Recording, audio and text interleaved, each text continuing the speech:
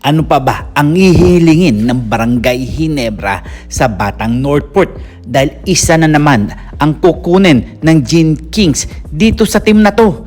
Well, mga parkoy, ang Gene Kings nga nag-iipon na nga ng mga malalaking player para nga makahabol at makatapat sa San Miguel Beerman dahil alam naman natin na tinambakan sila at hindi usad sa kampyonato ang Barangay Ginebra dahil alam naman natin na ang SMB talagang naglalakihan at talagang powerhouse na team.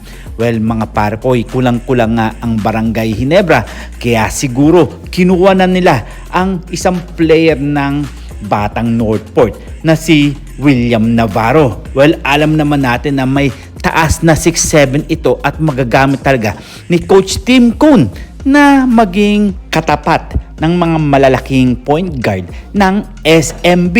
Well, may taas ng 6'7" itong si William Navarro at talagang malaki ang maitutulong nito sa Barangay Ginebra. Well, mga parkoy, kapag nakuha nga ng Ginebra to, syempre marami ang makakasama nito pagdating sa loob na talagang malalaki rin na katulad nga nila Jamie Malonzo na nanggaling din sa Batang Northport. Well, mga parkoy, ang Batang Northport talagang naglalakas ng mga player na to. Kaya lang talagang ipinamimigay nga nila sa ibang koponan. Well, alam naman natin kung sinong koponan to dahil nandyan lang naman ang Barangay Ginebra, SMB at Magnolia Hotshots. Well, mga parkoy, kayo, ano ang inyong masasabi? Malaki kaya ang maitutulong nito ni William Navarro sa Barangay Ginebra at sino naman kaya ang pwedeng ipamigay ng Gene Kings? Well, siguro ang ibibigay dyan ay isa na si Sydney Onwuberry at magbabalik loob na naman siya sa Batang Northport. Well, alam naman natin parang nagre-request na nga itong si Onwuberry na matrade ulit sa ibang kupunan.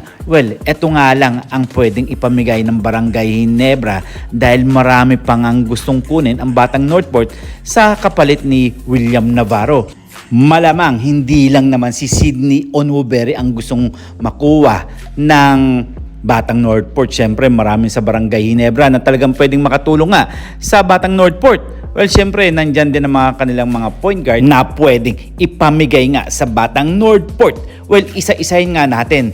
Nandyan sila Ahan Misi na may taas na 6'2", Jared Dillinger na may taas na 6'2", John Pinto na may 5'11", Pringle na may taas na 6'1" at Von Pesumal na may taas na 6'2". Well, ayan lang na mga pwedeng ipalit dito o ipamigay ng Barangay Ginebra para makuha ng Batang Northport na kapalit nga ni William Navarro.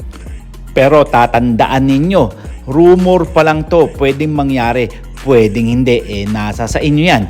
Kung maniniwala kayo sa mga balita, hanggat hindi nangyayari, wag muna tayong maniwala. Pero sa balita nga, posible nga mangyari tong mga trades na to. And this is Tondoboy Vlogs. I'm out. God bless you all.